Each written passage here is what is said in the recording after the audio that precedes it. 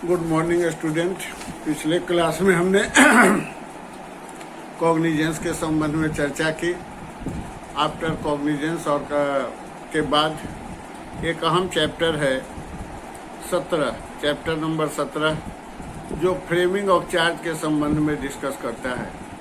Criminal procedure के code में आरोप गठन बहुत ही अहम मायने रखता है कि जब भी कोई ट्रायल प्रोसीड करेगा तो अभियुक्तों का आरोप गठन होना अनिवार्य है। जब तक आरोप गठन नहीं होगा तब तक प्रोसिक्यूशन विटनेस प्रारंभ नहीं होगा।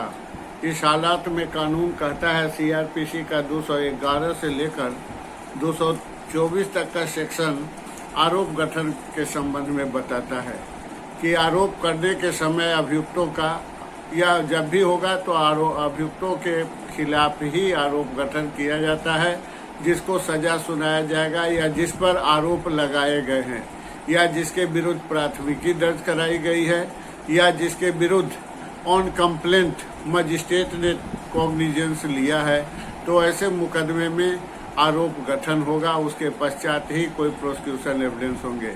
अब कानून 211 कहता है कि चार्ज में कौन कौन सी अहम बातें आवश्यक है। उसके लिए सेक्शन 211 कहता है, every charge under this code which is accused is charge. पहले ही हमने कहा कि जब भी आरोप होगा तो अभियुक्तों के खिलाफ ही आरोप लगाया जाएगा। दूसरा कहता है, offence gives any specified names, और आरोप कराने के समय अभियुक्तों का नाम, पता, डिटेल्स, उसके बाद ऑफेंस का डिटेल्स, उसके बाद किस किस सेक्शन के लिए किया जा रहा है, shall be mention in the charge is made equivalent statement every legal condition. लेकिन चार्ज के संबंध में एक बात अवश्य ही जान लीजिए कि charge can amended before pronouncement of judgement any time. या कभी भी आरोप गठन हो जाए, आरोप की प्रक्रिया निर्धारित हो जाए, लेकिन अगर आरोप करने के पश्चात गवाहों के बयान से कोई अदर सेक्शन की आवश्यकता है जोड़ने की, तो उस हालात में अगर आरोप गठन हुआ है, जैसे मान लीजिए कि 307 का सेक्शन में आरोप गठन हुआ, अभियुक्त कस्टडी में था, अटेम्प्ट टू लाइफ का मुकदमा है, लेकिन इन द मीन टाइम अभियुक्त की मृत्यु हो जाती है, तो ऐसे हालात में 302 के लिए भी अभियुक्तों पर आरोप गठन किया जा सकता है।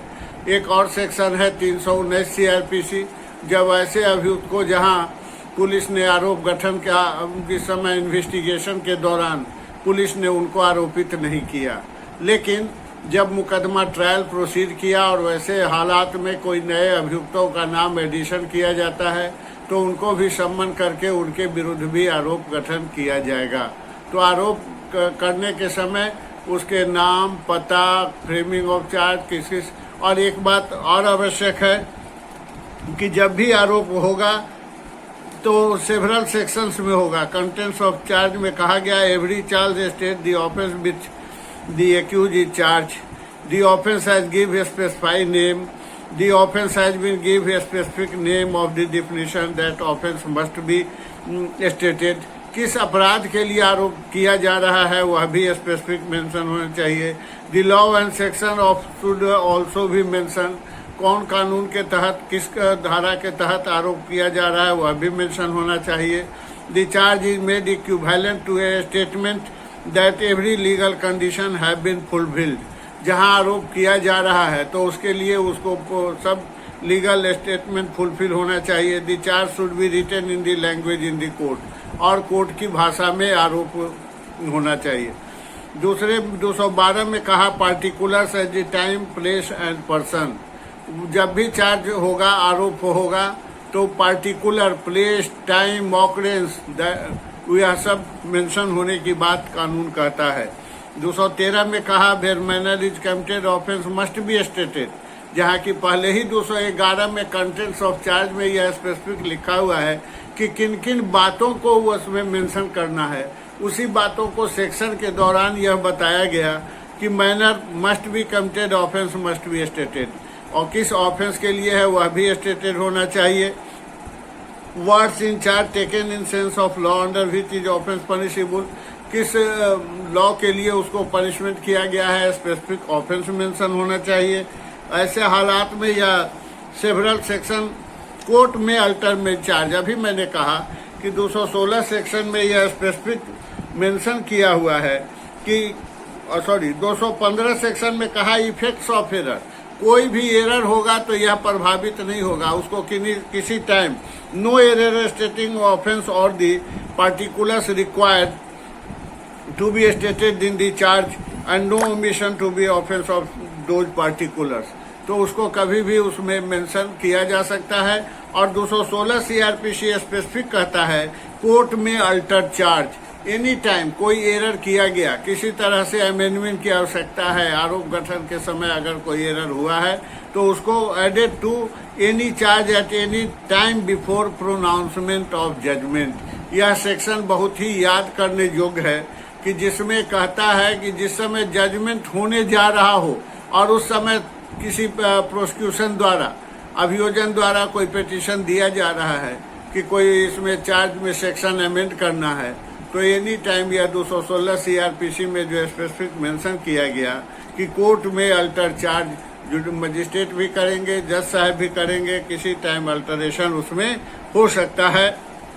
और एक अहम बात है कि जब भी अल्टरेशन ऑफ चार्ज होगा तो 217 सीआरपीसी कहता है recall of witness when charge में अल्टर्ड, जब चार्ज में कोई सुधार किया जाता है, किसी सेक्शन को एडिशन किया जाएगा तो यह स्पेसिफिक प्रोविजन है, फिर एक्यूज को उसका लाभ देना होगा।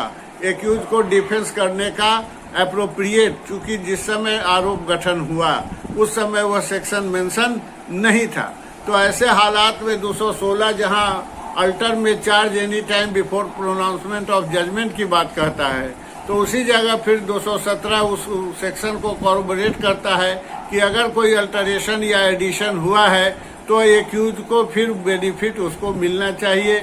उस सेक्शन के संबंध में फिर से उसको क्रॉस एग्जाम, अभियुक्तों को, गवाहों को पुनः लाना होगा और उसका क्रॉस एग्जामिनेशन होगा।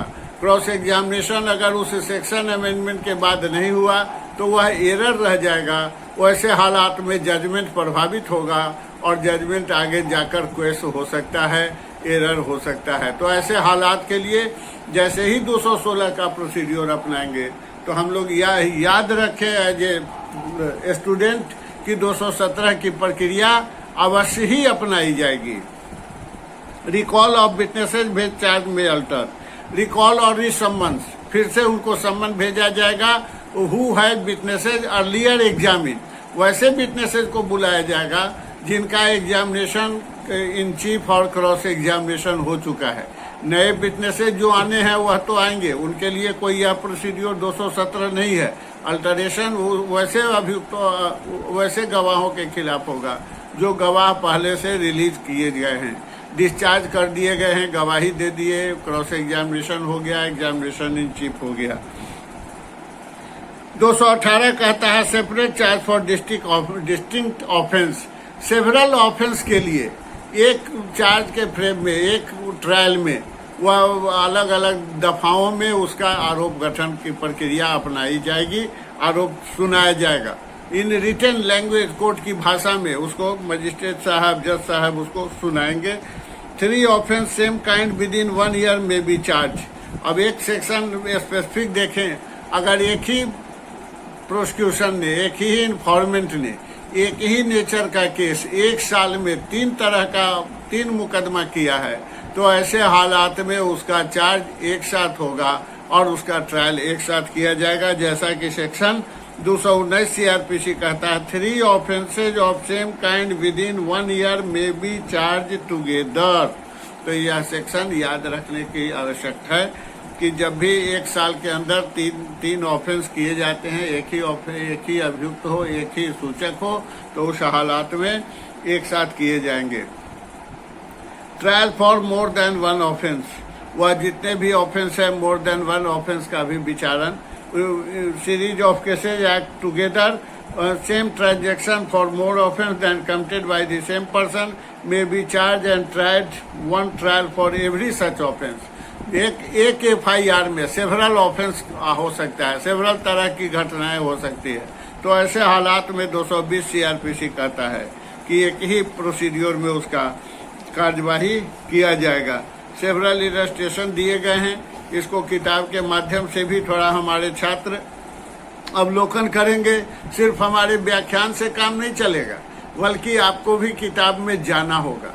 बिना किताब के गए हुए पूरी प्रक्रिया समझ में नहीं आएगी। ऐसे हालात में यह आवश्यक है कि you go through the books. 221 कहता है where it is doubtful what offence has been committed. जहां कोई ऑफेंस डाउटफुल है तो ऐसे हालात में फिर जो एरर आएगा तो ऐसे हालात में अल्टरेशन किया जा सकता है। Alternative with having committed one of the said offence when offence proved include the offence charge. जब चार्ज का 222 कहता है कि when a person is charge with offence consisting several particulars some only what the remaining particulars are not proved he may be convicted to minor offense through he was not charged with it। तो वह जो offence clear नहीं हो रहा है, जिसके लिए गवाहों ने उसको सपोर्ट नहीं किया है, तो मेजर ऑफेंसेस के लिए अगर आरोप गठन किया गया लेकिन उस बात को समझ नहीं किया गया है, सिर्फ मारपीट या कुछ घटनाओं के लिए किया गया है, तो ऐसे हालात में कन्विक्ट द माइनर ऑफेंस, छोटे ऑफेंस के लिए उसको कन्विक्शन हो सकती है। केस कहता है व्हाट पर्सन में बी चार्ज जॉइंटली। जहां एक साथ कई घटनाओं में सेवरल एक्यूज। यहाँ एक बात और याद करने की बात है कि जब भी आरोप गठन होगा तो यह याद रख लीजिए 3-4 स्थितियां हैं कि अभियुक्त को इन पर्सन कोर्ट में प्रेजेंट होना ही होगा, क्योंकि in absence of accused a charge can not frame in court room. तो इसलिए अभियुक्त का आरोप गठन होता है, अभियुक्त के विरुद्ध आरोप सुनाया जाता है। तो ऐसे हालात में 3-4 परिस्थितियां हैं जिसमें एक्यूज को नेसेसरी है कि वह न्यायालय में उपस्थित रहे, जैसे चार्ज का समय है या स्टेटमेंट का समय है या प्रोनाउंसमेंट ऑफ जजमेंट है। तो ऐसे हालात में अभियुक्तों को must be present in court रहना होगा। उसके बाद एक अहम प्रक्रिया शुरू होती है जिसमें पिछले आठवीं में मैंने बताया था कि ट्रायल के संबंध में, जिसमें 4 ट्रायल की चर्चा की थी, शॉर्ट में बता भी दिया था। लेकिन चैप्टर 18 कहता है trial before a court of session. जैसा कि सेशन जज के संबंध में हम लोग जानते हैं, डिस्ट्रिक्ट एंड सेशन जज with additional district and session जज और असिस्टेंट सेशन जज, 3 जजेज ऐसे हैं जिनको सेशन ट्रायल मुकदमे का सेशन ट्रायल मुकदमों में ट्रायल करने का अधिकार दिया गया है। और ऐसे हालात में CRPC के शेड्यूल में जहां स्पेसिफिक मेंशन है या जो भी ऑफेंस का ट्रायल हो रहा हो और जहां जुरिडिक्शन में ये स्पेसिफिक मेंशन कर दिया गया कि इस सेक्शंस को, इस एक्ट की कार्यवाही डिस्ट्रिक्ट जज, इस सेक्शन की कार्यवाही डिस्ट्रिक्ट जज करेंगे या एडिशनल डिस्ट्रिक्ट जज करेंगे या 10 ईयर्स इम्प्रिजनमेंट तक है, तो ऐसे हालात में असिस्टेंट सेशन जज also power to trial of the session trial sections. तो इस हालात में यह सेशन ट्रायल की प्रक्रिया जो शुरू होती है 225 से लेकर 237 तक, जिसमें कहा गया कि trial to be conducted by the public prosecutor. जहां 24-25 CRPC में हम लोग पब्लिक प्रोसिक्यूटर और एडिशनल पब्लिक प्रोसिक्यूटर के डिफिनीशन के संबंध में जाना था, तो उस हालात में कहता है कि जब भी कोई सेशन ट्रायल के मुकदमे होंगे तो जो बिगनिंग ऑफ ट्रायल होगा तो सबसे पहले conducted by the public prosecutor, लोक अभियोजक ही डिस्ट्रिक्ट जज और एडिशनल जज के यहाँ अपीयरेंस के लिए होंगे, सरकार के बिहाफ में काम करेंगे। प्रोसिक्यूशन अभियोजन की ओर से साक्ष्य प्रस्तुत करने का काम, अभियोजन मुकदमों को साबित कराने का काम अभियोजन का होगा। और उस हालात में सेक्शन 225 कहता है कि public prosecutor every trial prosecution shall be conducted bye a public prosecutor. 26 कहता है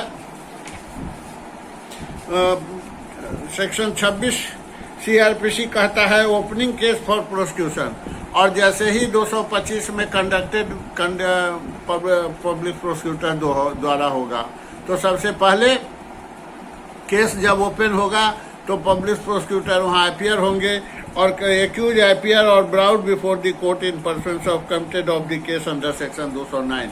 याद कर लीजिए कि जब मैंने चर्चा की थी आप कॉग्निजेंस के बाद जो इनिशिएशन ऑफ प्रोसीडिंग की चर्चा हो रही थी, जिसमें कहा था कि वैसे रिकॉर्ड में वो या सेशन जज ट्रायल करेंगे या विचारण करेंगे जहां 209 सीआरपीसी में मजिस्ट्रेट द्वारा कमिटेड करके रिकॉर्ड को डिस्ट्रिक्ट जज के यहाँ भेजा गया है। तो ओपनिंग फॉर प्रोसिक्यूशन के समय कमिटल प्रोसीडिंग भी देखा जाएगा कि 209 की प्रक्रिया अपनाई गई है। उसके बाद 227 सेक्शन है, जो अहम सेक्शन है कि डिस्चार्ज अभियुक्तों को डिस्चार्ज करने का पिटीशन देने का अधिकार है कि अगर जो प्रोसिक्यूशन ने अभियोजन ने जो आरोप लगाया है, जो पुलिस रिपोर्ट आया है या ऑन कंप्लेंट कोई मुकदमे सेशन ट्रायल में कॉग्निजेंस लिए गए हैं, तो ऐसे हालात में अभियुक्तों को यह अधिकार बनता है कि 227 में अगर उनके खिलाफ इंटायर केस डायरी में या गवाहों ने मुकदमों को सपोर्ट नहीं किया है तो कोर्ट उसको डिस्चार्ज कर सकती है, आरोप गठन से पहले उसको आरोप मुक्त कर सकती है। लेकिन यह फॉर्मेलिटीज के रूप में ही जनरली यह चलता है। जनरल केसेज में 227 अपनाया नहीं जाता। मर्डर केस हो, सेशन ट्रायल मुकदमे हो, ग्रेवर ऑफेंसेज हो, ऐसे हालात में अभियुक्तों को न्यायालय आरोप मुक्त कर दे। It can not be possible. Specific case में हो भी सकता है, ऐसा नहीं है कि मैं डिनाइल करता हूं या सीआरपीसी डिनाइल करता है कि होगा नहीं, सेल वर्ड नहीं है, लेकिन मे वर्ड में भी प्रिजम्पशन है जनरली कि वह 227 के मैक्सिमम केसेज में आरोप गठन होता ही है। लेकिन अभियुक्त को एक डिले करने का भी एटीट्यूड कभी मिलता है, तो ऐसे हालात में 227 सीआरपीसी की प्रक्रिया में आरोप मुक्त करने के लिए, डिस्चार्ज करने के लिए आरोप का पिटीशन दिया जाएगा। लेकिन अगर 227 में अगर अभियुक्तों को डिस्चार्ज नहीं किया जाएगा तो 228 सीआरपीसी में फ्रेमिंग ऑफ चार्ज। अब इस फ्रेमिंग ऑफ चार्ज में हम 228 में दो चीज अवश्य जाने कि जो मुकदमे सेशन ट्रायल के संबंध में भेजे गए हैं, 307 में ट्रायल भेजा गया है कि 307 section attempt to murder triable by exclusively session जज है।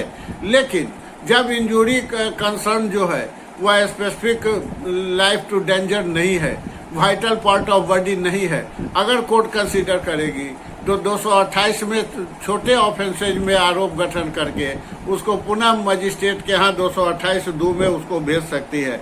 जजेज frame charge under section the charge shall be read and explained to the accused, and accused shall be asked whether the plead guilty or the offence charge claims। तो उस हालात में अभियुक्त का जहां आरोप गठन हो रहा है तो एक अधिकार और बनता है कि अगर अभियुक्त दोष स्वीकार कर ले तो चार्ज की आवश्यकता नहीं है। जब पूछा जाए कि हाँ आप पर यह दोष लगाया गया और अभियुक्त दोष स्वीकार कर लेता है कि हाँ हमने यह किया है, तो आगे प्रोसिक्यूशन एविडेंस की आवश्यकता नहीं होगी, उसी समय उसको सजा होगी। लेकिन प्रैक्टिकली यह प्रक्रिया अपनाई नहीं जाती है। जनरली आरोप गठन के समय अभियुक्त डिनाइल ही करता है। दो फ्रेमिंग ऑफ चार्ज में 228 में आरोप गठन होगा और 228 के 2 में अगर छोटे सेक्शन में माइनर ऑफेंसेज में चार्ज करके उसको मजिस्ट्रेट के यहाँ भेजा जा सकता है। 229 सीआरपीसी कहता है conviction of plea of guilty, दोष स्वीकार कर, जहां आरोप गठन के पश्चात अभियुक्त दोष स्वीकार कर लेता है तो उसी समय if the accuse plead guilty the जजेस shall record the plea and the discretion convict him thereon. यहाँ गवाही की प्रोसिक्यूशन एविडेंस की आवश्यकता नहीं होगी और 229 में उसको सजा सुना दिया जाएगा। जब 229 की प्रक्रिया डिनाइल हो जाती है, प्लीज गिल्टी करने को अभियुक्त नहीं तैयार होता है, तो ऐसे हालात में डेट फॉर प्रोसिक्यूशन एविडेंस 230 में कहता है सीआरपीसी कि प्रोसिक्यूशन अभियुक्तों का अभियोजन साक्ष्य प्रस्तुत करने का मौका मिलेगा और 230 में पब्लिक प्रोसिक्यूटर अभियोजन साक्षी को प्रस्तुत करेंगे, जहां एविडेंस एक्ट में एग्जामिनेशन इन चीफ और क्रॉस एग्जामिनेशन का मौका अभियुक्तों को दिया जाएगा। 231 में कहता पहले 230 में प्रोसिक्यूशन एविडेंस का डेट फिक्स होगा और 231 में एविडेंस फॉर प्रोसिक्यूशन, जैसे ही नोटिस सम्मन गवाहों को भेजा जाएगा तो 231 में गवाही आएगी, उसके बाद उसका एग्जामिनेशन और क्रॉस एग्जामिनेशन किया जाएगा। 232 सीआरपीसी कहता है एक्यूटल के संबंध में, जहां 231 में गवाहों का बयान लिया गया, गवाह ने डिनाइल किया, ऑफेंस को कॉर्पोरेट नहीं किया और जो आरोप गठन हुआ था जिस सेक्शन में उसका डिनाइल होता है, तो कोर्ट 232 में ही अभियुक्त को एक्यूटल कर देगी। कब? जब मुकदमा को 231 में अभियुक्त प्रोसिक्यूशन साबित करने में फेल रहा हो। लेकिन जब 231 में गवाहों ने फुल्ली कॉर्पोरेट किया है, 154 सीआरपीसी में या 100 जो एफआईआर हुआ और 161 में जहां गवाहों का बयान हुआ, उसको अगर नरेट किया है, उसको सपोर्ट किया है, तो ऐसे हालात में गवाहों का बयान के आधार पर 232 में एक्यूटल नहीं किया जाएगा और 233 में इंटर अपॉन डिफेंस, 231 में गवाही होगी, उसके बाद प्रोसिक्यूशन एविडेंस के बाद अपॉर्चुनिटी मिलेगा अभियुक्तों को इंटर अपॉन डिफेंस। लेकिन इंटर अपॉन डिफेंस के पहले एक प्रक्रिया यहाँ और बता दूं, जैसे ही प्रोसिक्यूशन एविडेंस क्लोज कर देगा कि अभियोजन साक्ष्य बंद किया जाता है, तो 313 सीआरपीसी में स्टेटमेंट ऑफ एक्यूज है, जहां मिल जाएगा, आगे लिखा हुआ है, भले ही सेशन ट्रायल में नहीं, यहाँ नहीं मेंशन है, क्योंकि वह वारंट ट्रायल में भी प्रक्रिया होगी, सेशन ट्रायल में भी प्रक्रिया होगी। वैसे हालात में 313 सीआरपीसी में स्टेटमेंट ऑफ एक्यूज होगा जब प्रोसिक्यूशन एविडेंस क्लोज कर दिया जाए। 234 कहता आर्गुमेंट, दोनों पक्षों का बहस की प्रक्रिया होगी और 235 में जजमेंट और एक्यूटल और कन्विक्शन।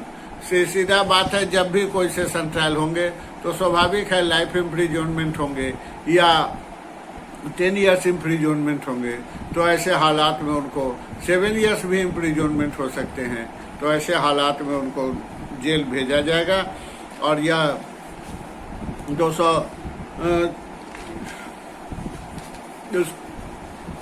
तो यह सेशन ट्रायल के संदर्भ में हमने चर्चा किया, जिसमें यह मुख्य सीआरपीसी के आरोप गठन के पश्चात 211 से लेकर 236 सीआरपीसी तक की मैंने चर्चा की, जहां सीआरपीसी के सेशन ट्रायल के संदर्भ में वर्णन है।